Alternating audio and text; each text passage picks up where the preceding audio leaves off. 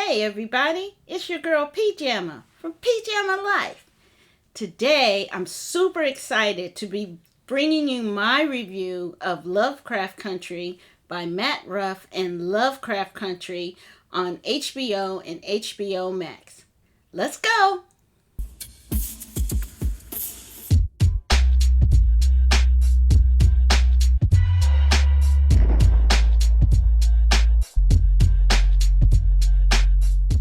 Lovecraft Country by Matt Ruff is a sci-fi fantasy horror series that was published in a story that was published in 2016.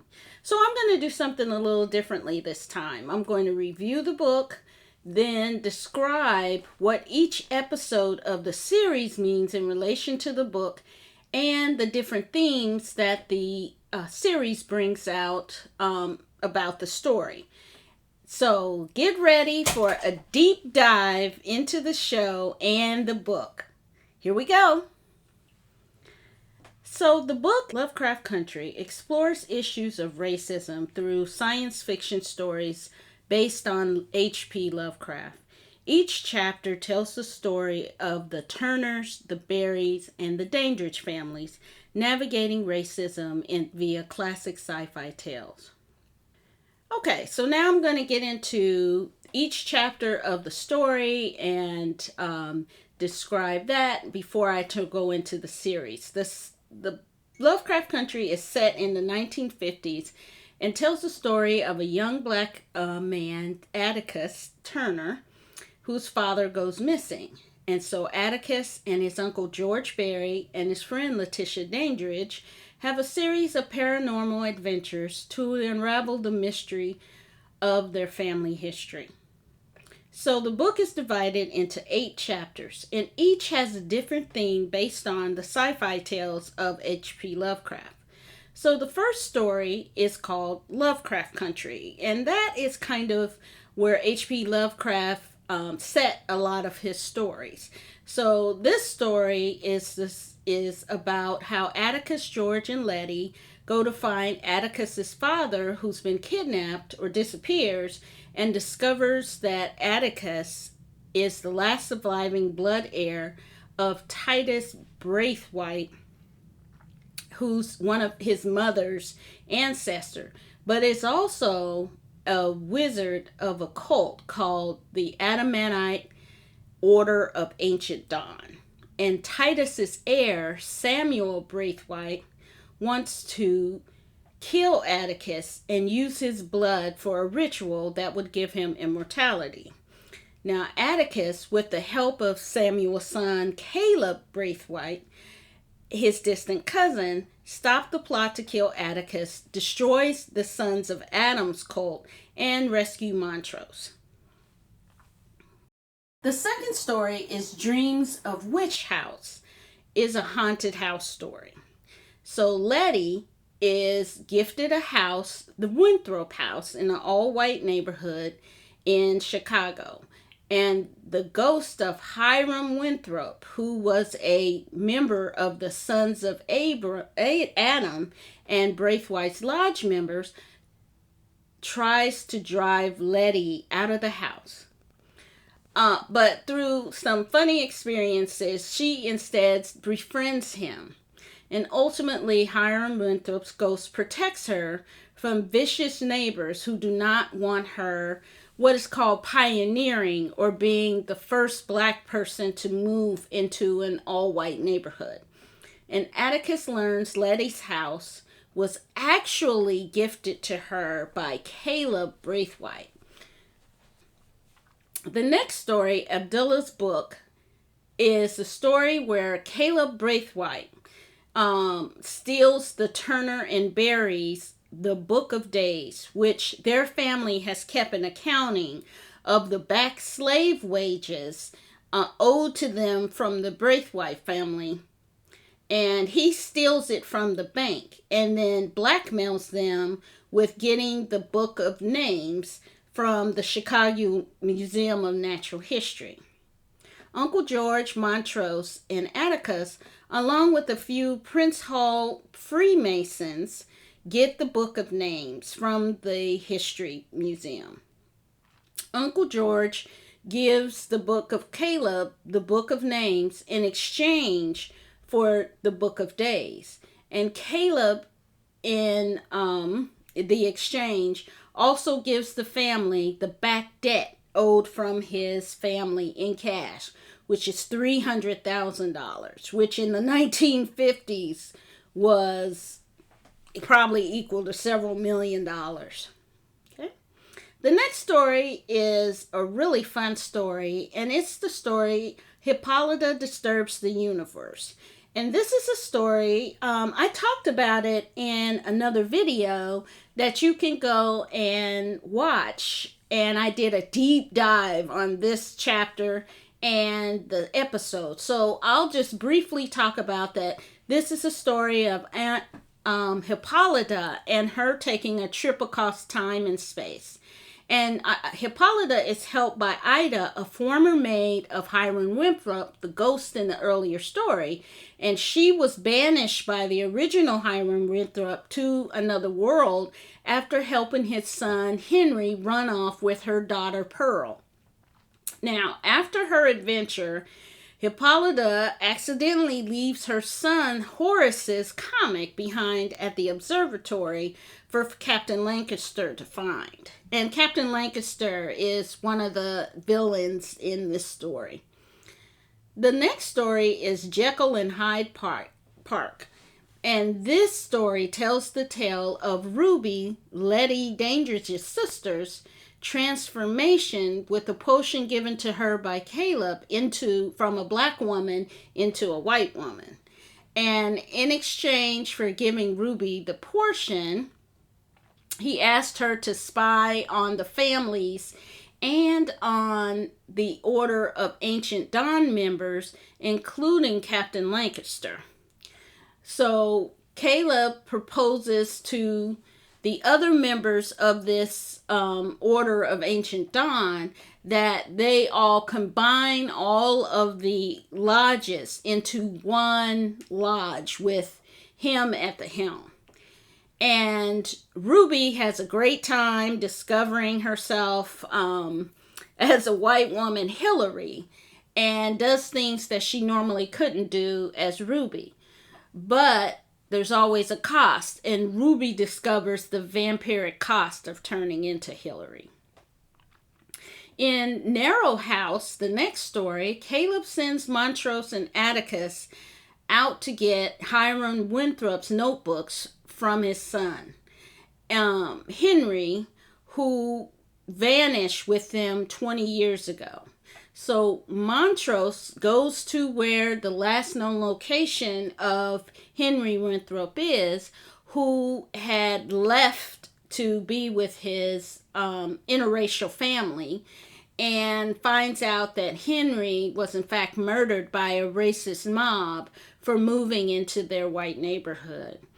And Montrose, Henry's ghost, brings him into back in time. And Montrose tells Henry the story of the Tulsa riots and in 1921 and his family's death at the hands of a racist mob.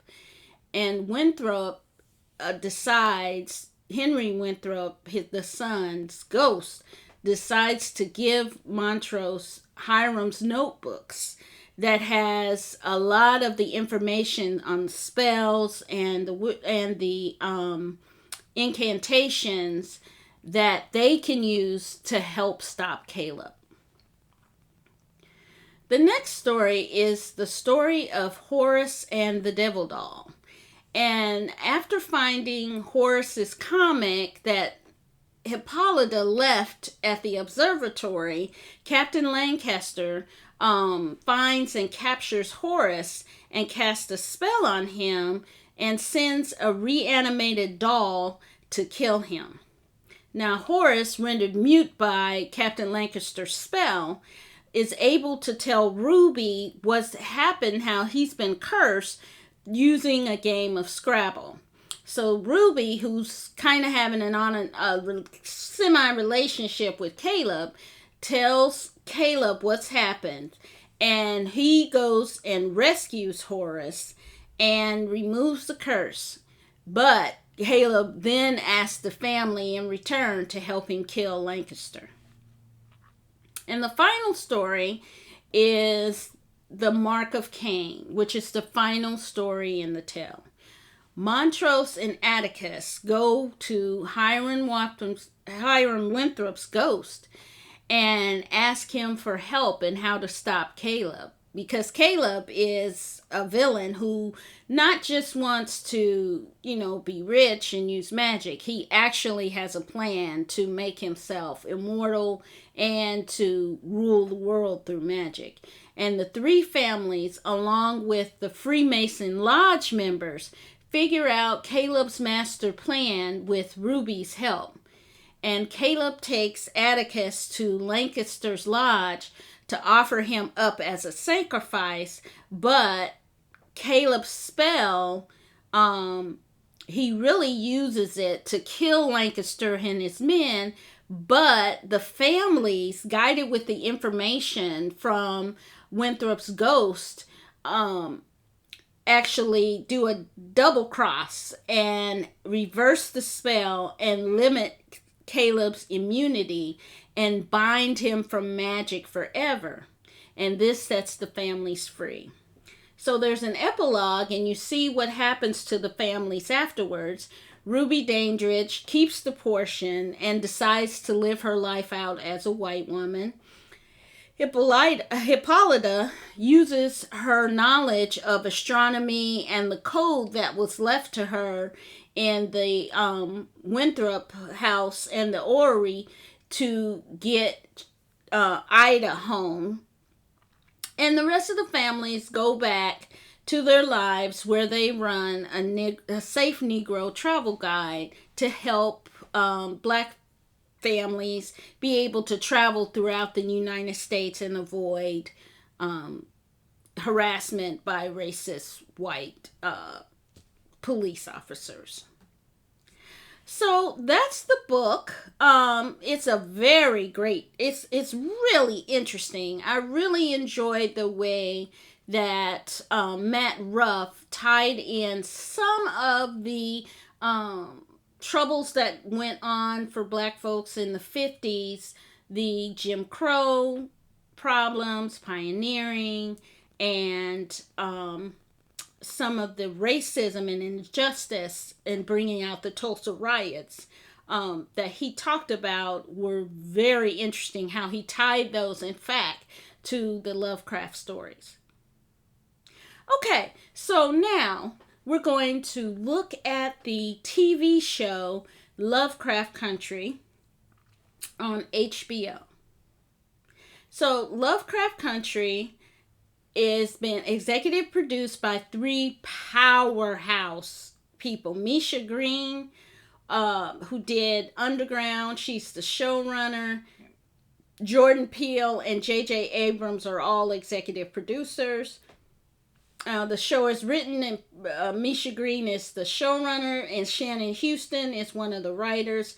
Shannon Houston did a fantastic job in writing the episodes of Homecoming on Amazon Prime. If you haven't had a chance to watch that series, definitely check it out. And she also was a writer on Little Fires Everywhere on Apple Plus, which is a fantastic book to movie adaptation, which I'm going to do later on. Lovecraft Country stars Journey Smollett, Letty, and you might know her from Eve's Bayou, and recently she was in the new Harley Quinn movie. Jonathan Majors is Atticus, and you know him from The Last Black Man in San Francisco. Abby Lee plays Christina, and you might know her from Mad Max Fury Road. Michael K. Williams is Montrose. You might know him as Omar from The Wire.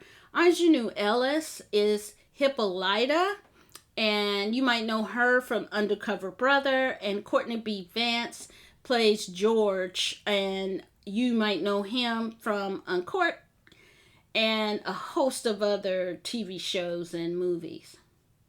Okay, so what I'm going to do with the series is I'm going to give a brief description of the episode.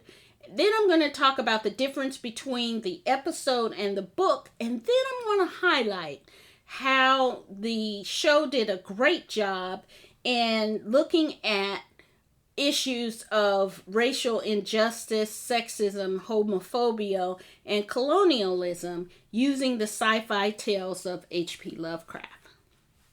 2 episodes talk about the similar sundown story in Lovecraft Country. So in this series, the first episode, Sundown, and the second episode, Whitey's on the Moon, tell the story of Tick, George, and Letty going to Arnhem County and rescuing Montrose from Samuel Braithwaite and finding out their history. And the difference between the series and the book was that in this story, Caleb is switched to Christina, and William is a friend of Christina's and a partner who's at it. We're introduced to Hannah, who is Atticus's ancestor, who Titus forced to have a child with, and she was able, learning some magic, to escape with the Book of Names. And in this story, what's really interesting to me, the choice they made, and I don't think I like it very much, was that Uncle George in the series died in the first 2 episodes, and he doesn't die in the book at all. So let's talk about some of the themes of this chapter that they brought up.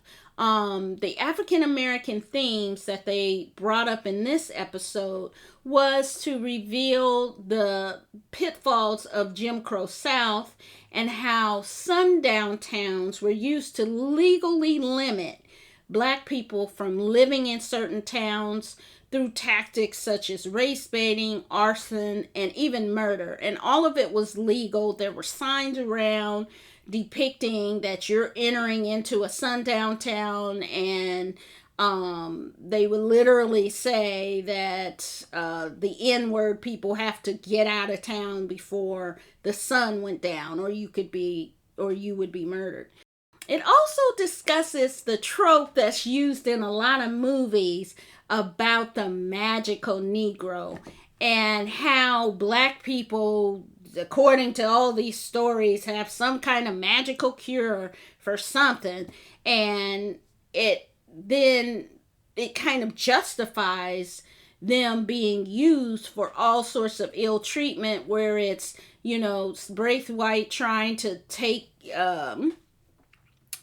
Tick's life force in order to use a spell, and Bagger Vance, him being some kind of magical Negro to help this dude play golf. I mean, just all this kind of mess that's being used. So that was an interesting way they were able to illuminate that in the story.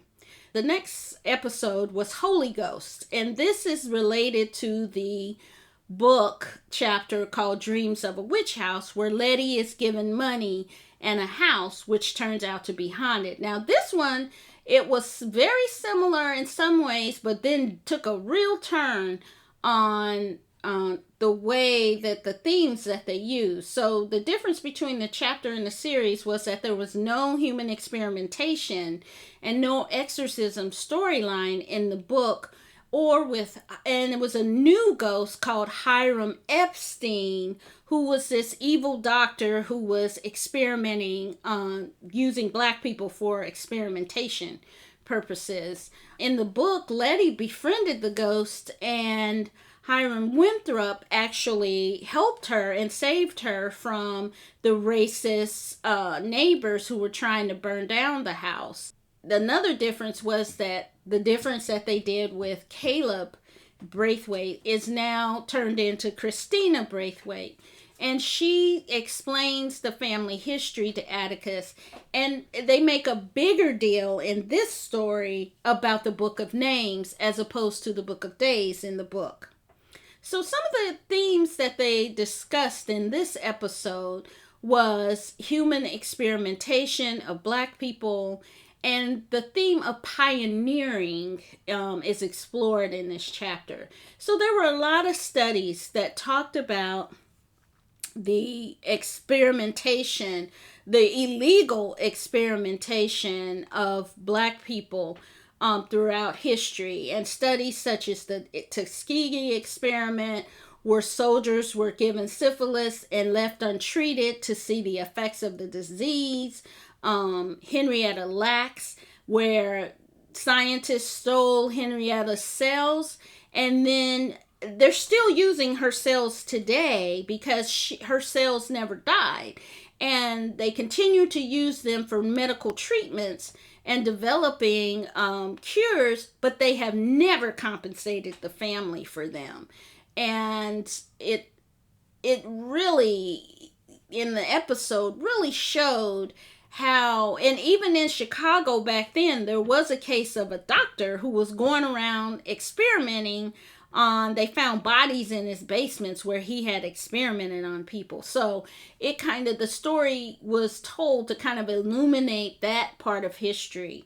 And it also, in this episode, it fictionalizes, but it was a real instance of Black families, and it was called the Winthrop family, faced as pioneering, which is related to Black families who were the first ones to integrate white neighborhoods. And the episode really did a good job of showing the discrimination and terrorism. I mean, it's just domestic terrorism by these white supremacists when African Americans tried to move into these neighborhoods. The next story is A History of Violence, which relates to the story Abdullah's book. And in this story, Tick, Letty, and Montrose go on an adventure similar to like a Raiders of the Lost Ark quest to find Titus's book of names and pages located in a vault in the Boston Museum. It was Chicago in the book. And they find out that Titus Braithwaite has imprisoned a native being named Yahima, who tells them of the horrors that Titus Braithwaite committed on her people. Also in this story, Ruby meets William, who then passionately seduces her and offers her a chance to change her life. So the difference in the book and the series is that in the book, there's no Yahima, and the story of the Arawak people doesn't happen, and Montrose doesn't murder her.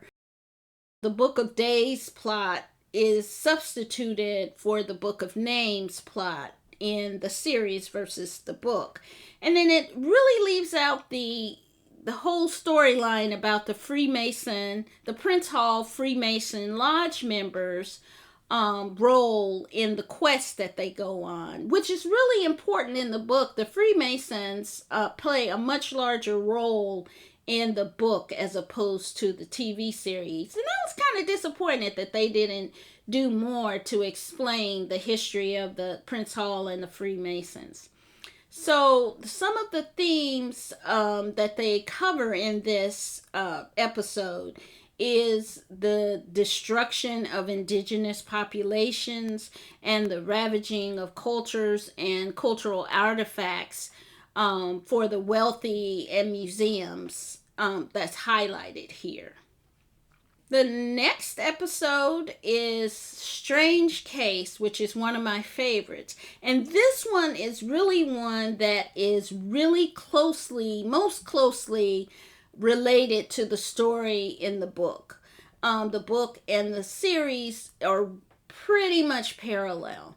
But the difference between the book and the series is that this story highlights, and the series kind of highlights, Montrose as a gay Black man in the 50s, and Montrose's sexuality is never a part of the book at all.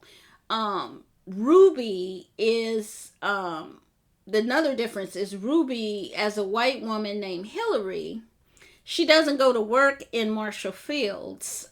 She goes around during the day. She meets a young man. She has a nice flirtation. And she begins to look at job offers, especially at becoming a stewardess. And also, she doesn't assault her boss in the book the way she does in the show. Now, this is what's revealed, and this goes into the next one. Atticus' relationship with a former lover from Korea is not in the book at all. I'll talk about that in a minute. And some of the themes here, both the book and the series, really explore the issue of white privilege and the perils of being here. The story also focuses on the perils of being black and gay in the 1950s. They did a really good job of showing some of the hidden history that we don't know about in this time. Now, the next episode, Meet Me in Daegu, is completely unique to the series. And it's the story, it's kind of the flashback or origin story of Atticus and his first love, Gia, that he meets while serving in Korea. So, none of this is in the book. So, it's all new, and it's really there to tell the story of Gia, who is a Kimiho, which is a nine-tailed fox spirit demon, who has to consume 100 lives to become human. And Gia is at first angry at Atticus for killing her friend, but they end up falling in love, and Gia refuses to use Tick to be her final kill so that she can become human. Now, this story had a lot of different themes in it, and it's laying down a foundation for what's going to happen later. And this is the story of really American colonialism and the dichotomy of minority servicemen and women and the treatment that they face both in the service and when they got back home, because the story really shows how black men and women fought for a country that employed them to serve for America, but yet didn't accept them at home. And the impact of that must have had on them.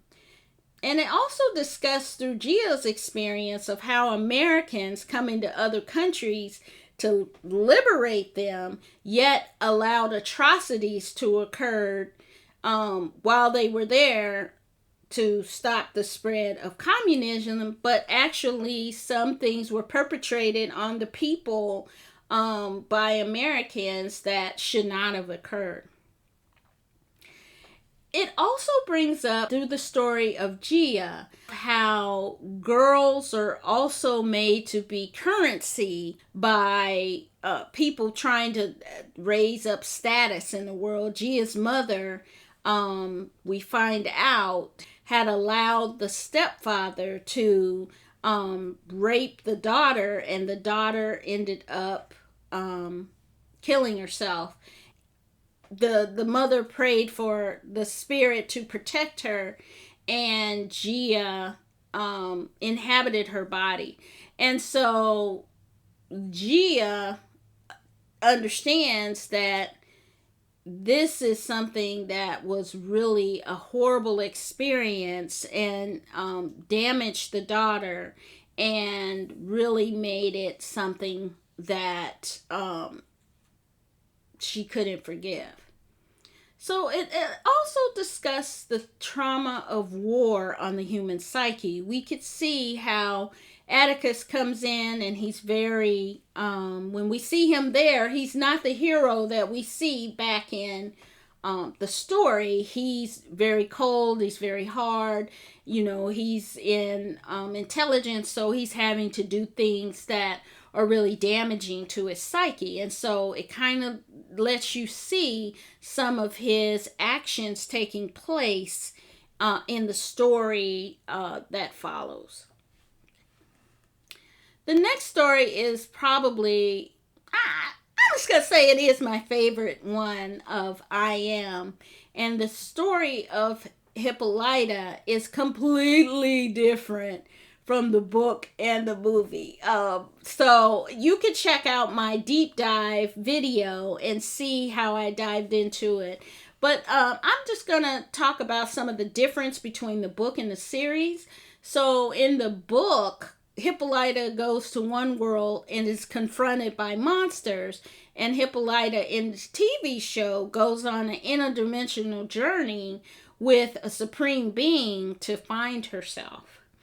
George is not dead in the book, but he is in the TV show, and Hippolyta goes to, as part of the process of her finding herself, it goes back to see George and is able to relate to George in a new way. Hippolyta does not meet an alien in the book, and Hippolyta actually in the book returns to George and her son Horace, which is changed in the series to Diana. And along the way, you got to meet Bessie Stringfield, who was the first African-American woman to ride a motorcycle at 19 across the U.S. You see Josephine Baker's story with Frida Kahlo, and you see the Dahomey warriors who were there, who were famed warriors, female Amazonian warriors.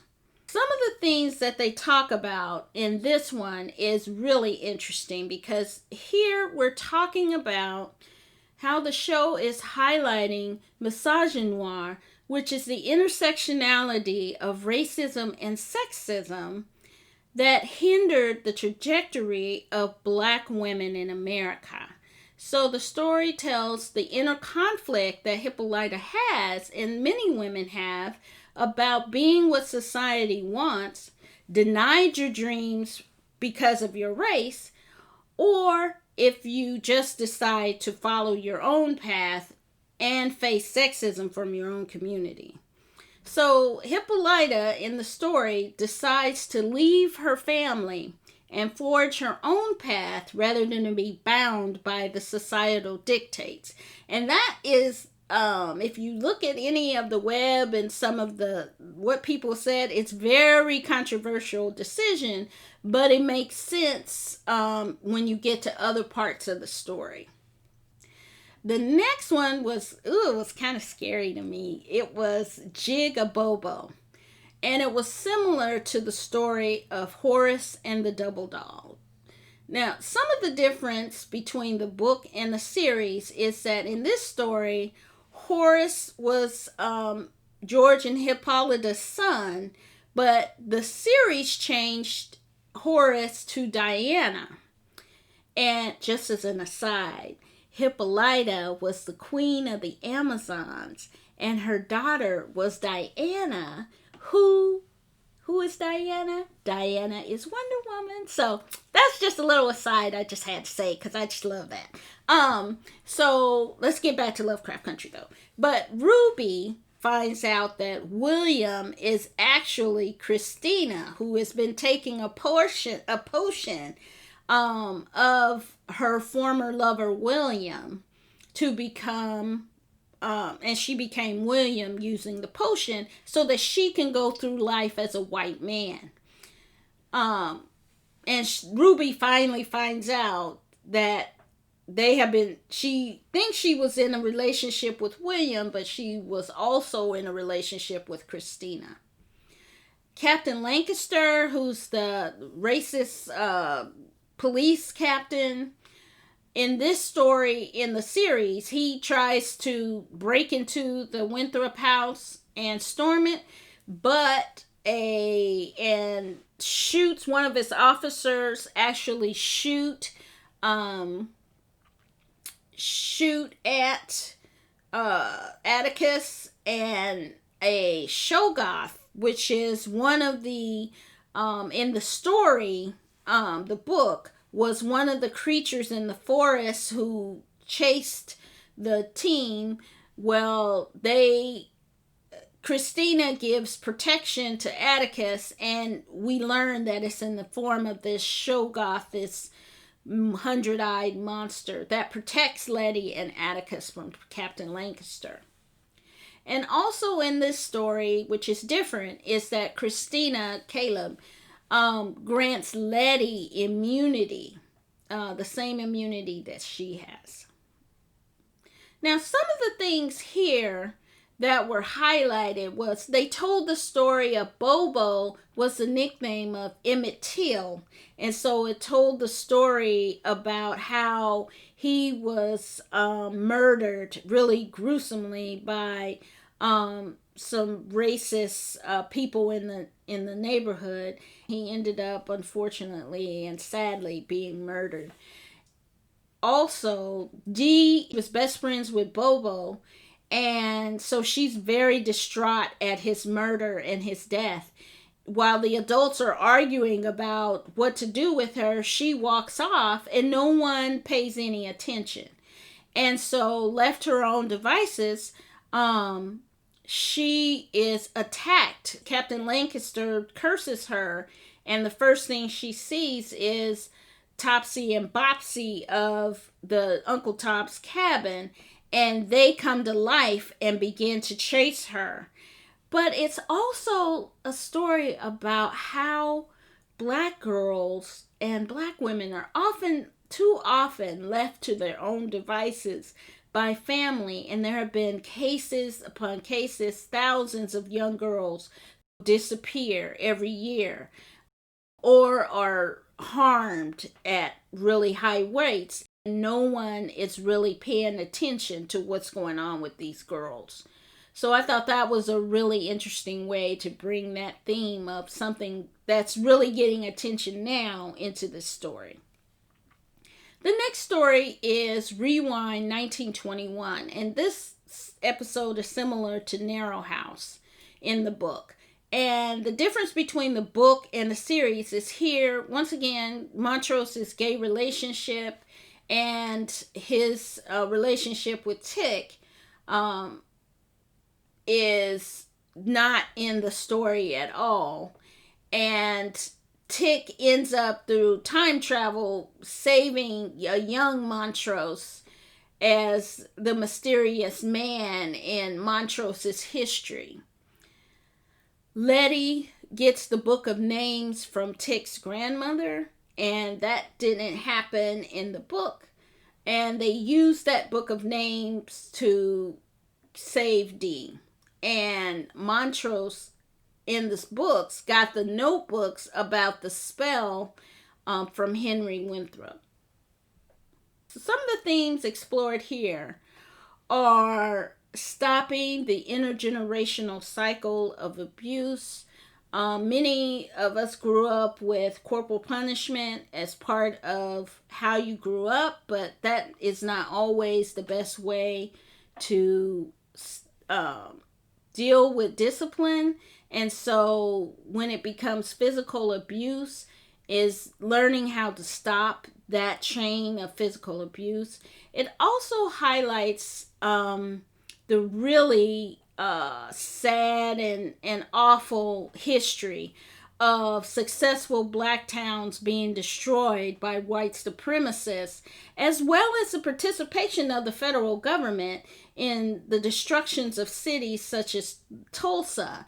And they highlight the Tulsa riots of 1921, but there were lots of other towns that suffered this same fate. And so it was really important that they brought out this hidden history of white supremacists going into these successful black towns and destroying them. The final story is Full Circle, which has some elements of the Mark of Cain in the book, but really just takes it in a whole different direction. And some of the differences are this story is how they wrap up all of the themes and the storyline of Christina wanting the Book of Names so that she can take power and become immortal. So the difference in the story in the series is that they bring in the ancestral plane. And if you've had a chance to look at Black Panther, you saw the ancestral plane, which is a part of actual African thought, that you can go and talk to your ancestors who will give you wisdom and guidance about how to handle life on the living plane. And the ancestral plane that they built here was Tick and Letty talking to Hannah, who was the original ancestor binding the black families and the white families, Hattie, who is Tick's grandmother, and Dora, Tick's mother, who visits with Tick to comfort him and tell him what he needs to do. They find from the ancestors the story of how to stop Christina here, rather than them getting the notebooks from Henry Winthrop. Another difference, big difference, is why you have that story about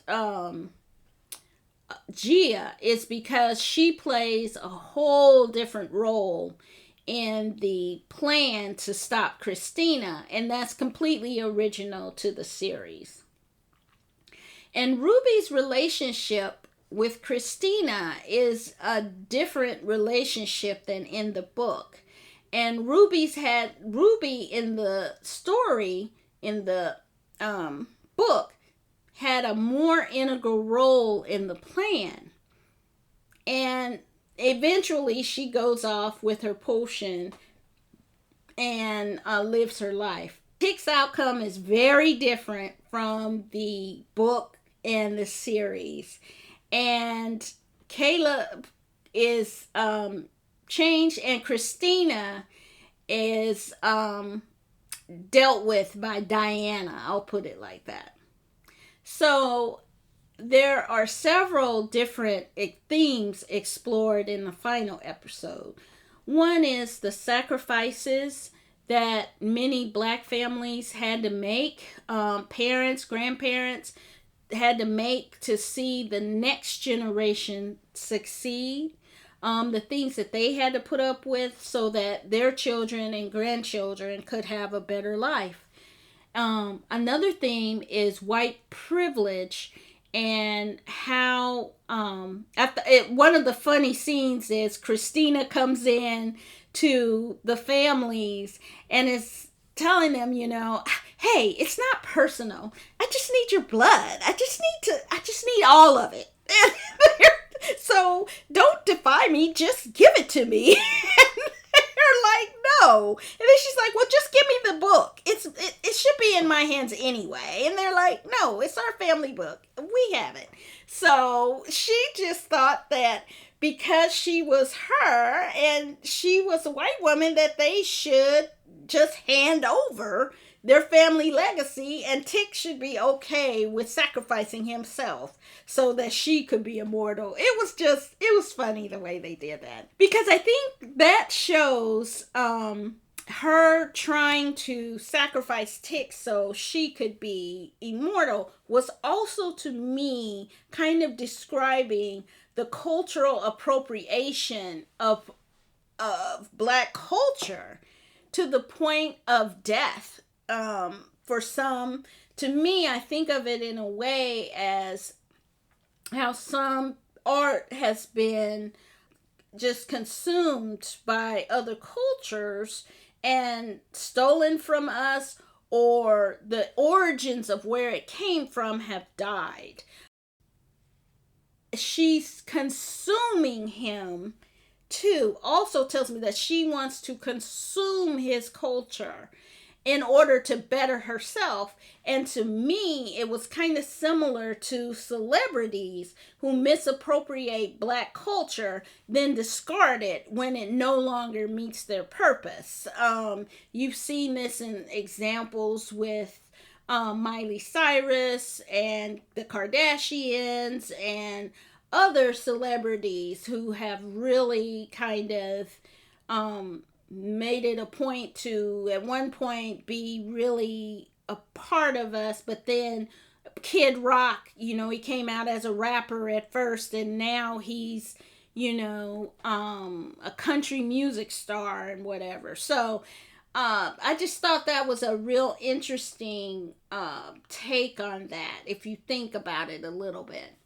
And I thought one of the more beautiful themes of it is when everybody's together and they have a really nice moment, a fun moment of singing in the car, and they're having fun, even though they're going to possibly meet their deaths.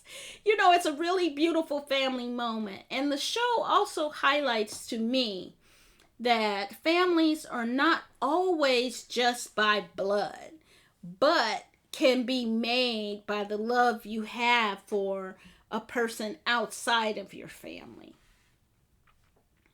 So that's the show and some of the themes it covers. I mean, it did a lot in, what they were trying to do. And I thought what the TV show got right was the TV show, I thought, did a beautiful job of illuminating some secret or untold African American history that's not been taught in schools, that we really need to help people to understand why Black folks have been treated the way they have and why they feel the way they do, so that people can understand the history, fully understand the history. The musical selections by Raphael Sadiq and others and the spoken word selections that were used over the music, over the action, was incredible. And I haven't never seen something as important to driving the narrative as the songs, the music, and the spoken word as they used in this series.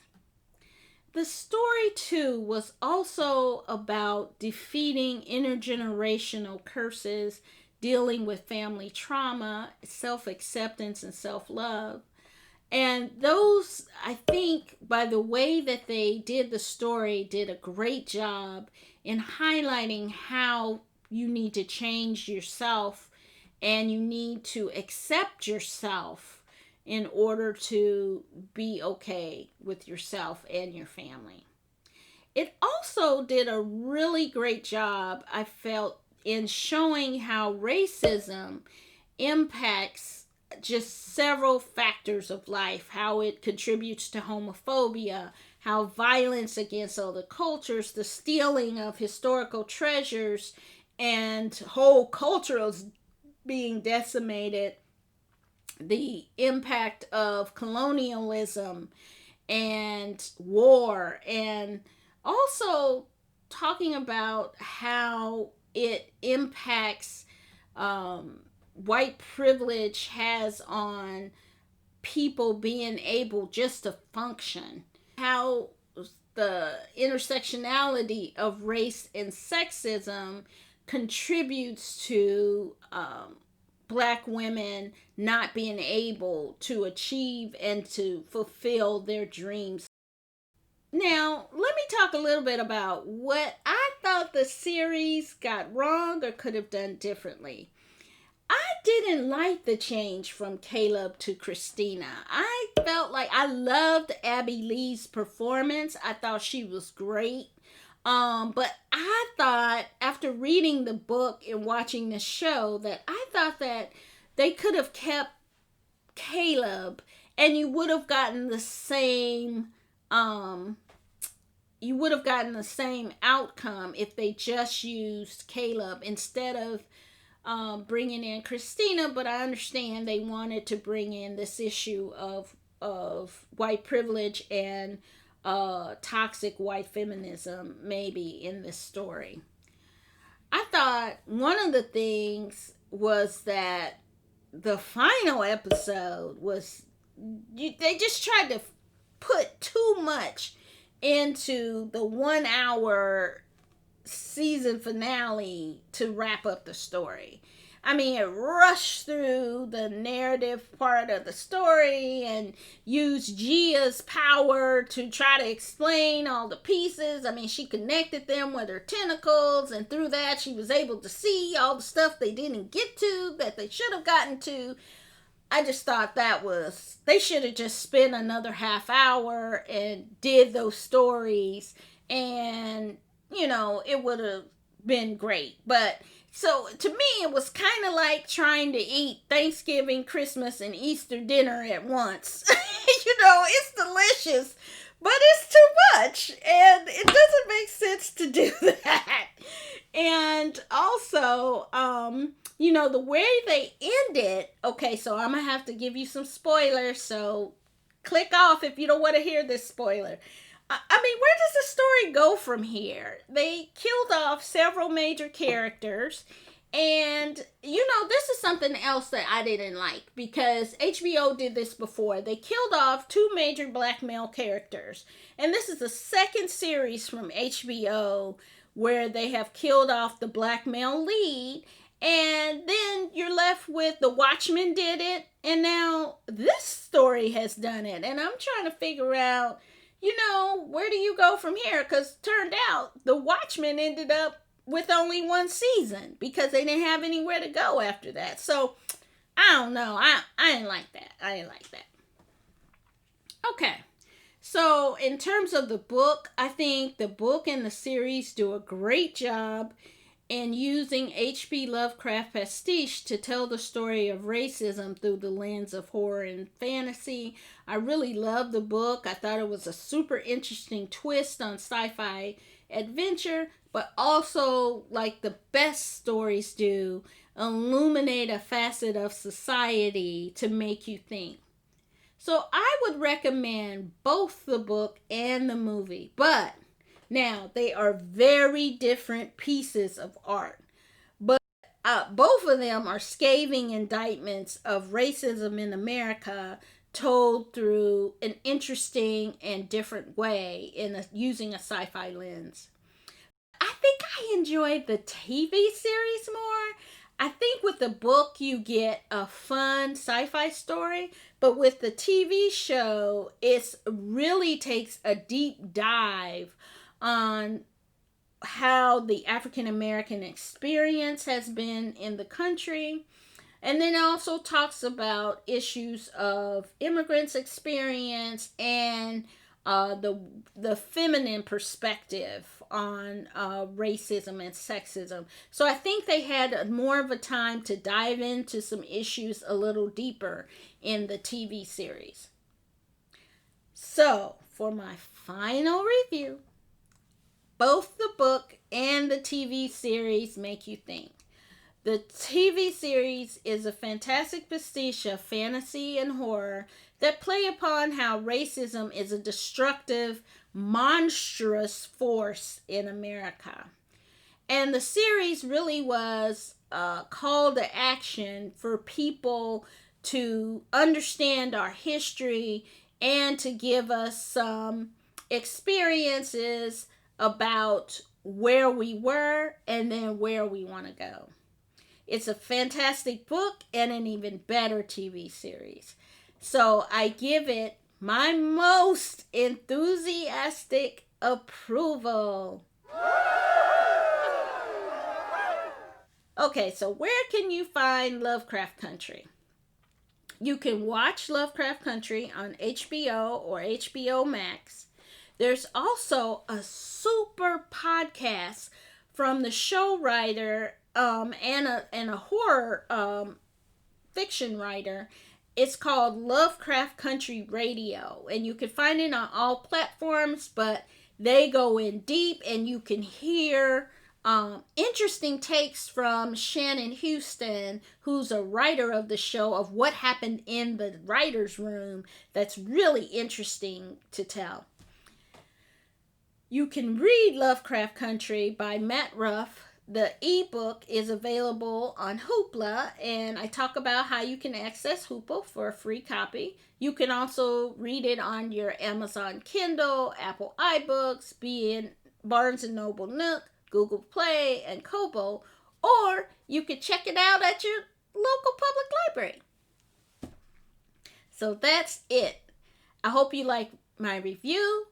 I hope you notice my Hippolyta Blue, Orinthia Blue hair as my favorite character. And if you did, please give me a thumbs up. Subscribe to my channel and hit the bell so you get notifications of when new videos are available. So a great quote from Matt Ruff for the book, which relates to what we're going through now, is, "She could only hope that when the moment came, she'd be wise enough to know it and brave enough to act." So I'll see you next time. Bye.